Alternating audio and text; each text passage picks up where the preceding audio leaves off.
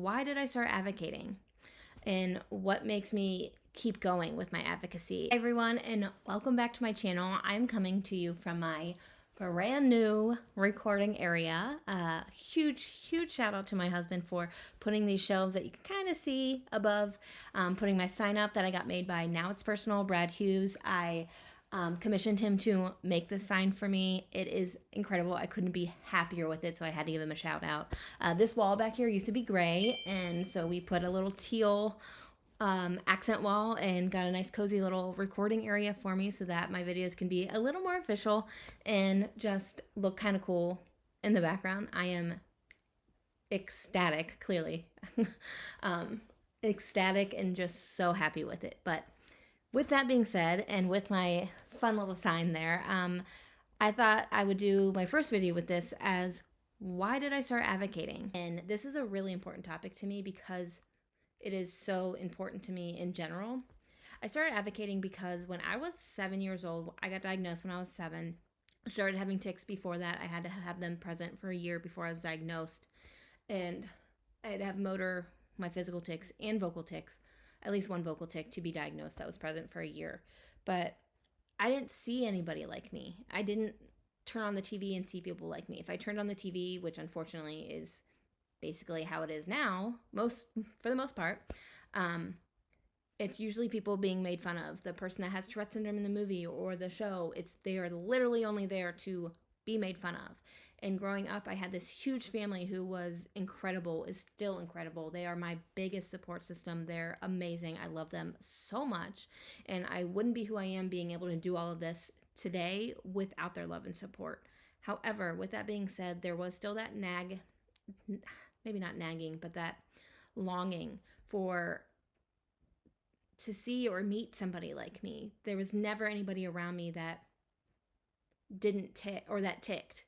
All these people around me didn't tick. And I often found that loneliness inside, even though I was surrounded by love and support. I found a loneliness in me or felt a loneliness in me because I just wanted to see somebody like me, to know that I wasn't alone. Because I did have all this love and support, but deep down, there's just no way around it, knowing that they don't truly know what it's like to be able to talk about it or feel like I'm not an odd person or anything like that. Not that they've ever made me feel that way, but I think the people with a disability or even any Tourette syndrome, anything like that, can understand what I mean by that. And I never heard anybody talking about it. I didn't learn about Tourette syndrome in school. I didn't learn about it in health class. I had to teach my teachers about Tourette syndrome. I had to teach my classmates about Tourette syndrome, and that was fine for me. And so I think eventually I just started thinking like, well, if nobody's going to talk about it, nobody's going to teach anybody about it, then I'm going to. And so, it started out with teaching my teachers and my classmates, especially because I wanted them to know and my parents wanted them to know, so that when I got ticked in class and things like that, it was known that it was something out of my control and it wasn't me just being, a terrible kid, whatever it might be. But it was out of my control. So I started writing papers about it. When I could write a research paper and I could pick the topic, or a paper of any kind, or a project, and I could pick the topic, Tourette syndrome every time.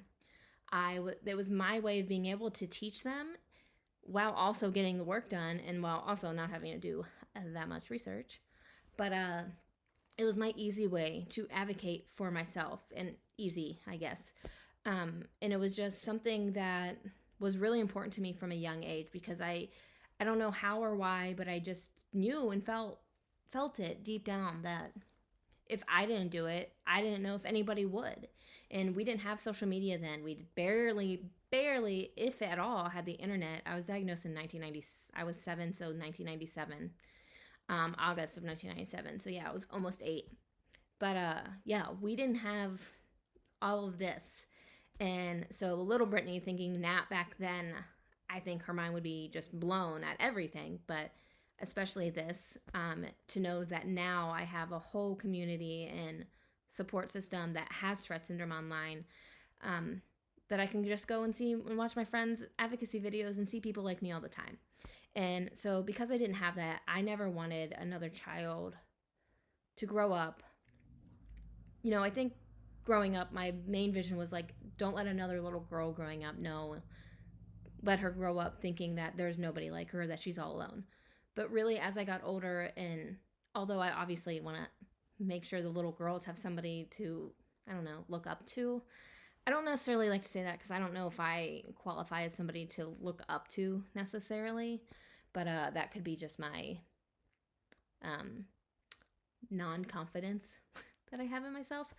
But I just wanted any child growing up to know that they weren't alone, that there was somebody out there talking about it and not making fun of it, that somebody was trying to shout from any rooftop, computer screen, school paper, book, whatever it might be, that she could, and to anyone that would listen, that Tourette syndrome was real, that Tourette syndrome was hard, and although, especially when I was a kid, it might have seemed mild and not that bad, it could still get bad, and it still was hard to live with, no matter if it was mild or not, because these mild tics, these simple tics, they still cause pain, they still cause exhaustion, they cause all of it.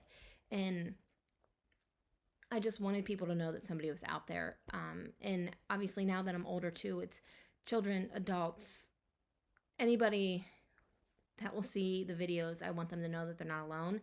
And then I wanted people that didn't have Tourette syndrome to know what Tourette syndrome was, so that maybe we could get real representation. And that was just something that I've always wanted, and I just have had a passion for, talking about Tourette syndrome. I'll talk about it till I turn blue in the face. Is that the phrase? Anyway, I will talk about it forever to anybody that's listening. And, some days it feels like nobody is. Some days I wonder if anybody is even actually watching these videos, and why I feel like anybody should. I mean, I think they should watch it to learn about Tourette syndrome, but, there's amazing advocates out there. So, once again, me being hard on myself. But I wanted people to know that they weren't alone, that there was somebody fighting for them, and that they're in the fight with them, and that we're normal, we are capable, and we are strong and fierce and beautifully unique. And if anybody can I've always told myself, if I help just one person, if I teach just one person about Tourette syndrome, then I've done what I've came to do. And that is my long-winded, maybe slightly rambly story on why I started advocating. So I hope you guys enjoy. If you have never been to my page before, I've never seen anything about me, probably should have started with this, but my name's Britney Wolf. I go by one tick at a time on mostly everything, or just my name. And I do all things Tourette syndrome advocacy. If you're at this page and you've made it this far, thank you. You can go and look back through my videos. I've been doing this for quite some time, and you'll see Tourette syndrome videos. You'll see videos with family members talking to them about Tourette syndrome. You'll see dog videos, because I am also obsessed with my dogs. Just everything in between. So welcome if you've never been here before. Welcome back if you have. Thank you for being here, and let me know what you want to see me talk about in the future, because I am so pumped to have a little area to do it in. It truly makes a difference, and it's fueling me right now. So let me know, and until next time, see you guys later.